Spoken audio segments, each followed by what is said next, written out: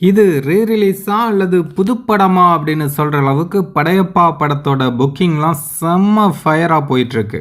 Booking open பண்ண கொஞ்ச நேரத்திலே எல்லா தியேட்டர்கள்லையும் ஹவுஸ்ஃபுல் ஆகிட்டுருக்கு. புதுசாக ஷோஸ் ஆட் பண்ணுறாங்க, உடனே ஹவுஸ்ஃபுல் ஆகுது. ரோகிணியில் முதல் நாள் 5 காட்சி போட்டிருந்தாங்க, அதாவது டிசம்பர் 12ஆம் தேதி. அதன் பிறகு 10 காட்சி ஆக்குனாங்க. இப்போது 17 காட்சி ஆக்கியிருக்காங்க. இப்போ புதுசாக அவங்க ஆட் பண்ண ஷோஸ்க்கு மட்டும்தான் க்ரீன் கலராக இருக்கே தவிர மற்ற காட்சிகள் எல்லாமே ஆல்மோஸ்ட் ஃபுல்லு. கிட்டத்தட்ட ஒரு 5 காட்சிகள் மட்டும் இன்னும் ஃபில் ஆகலை. அதுவும் கொஞ்ச நேரத்தில் ஃபில் ஆகிரும். ஏன்னா இப்போ தான் அந்த காட்சிகள் ஓப்பன் பண்ணியிருக்காங்க.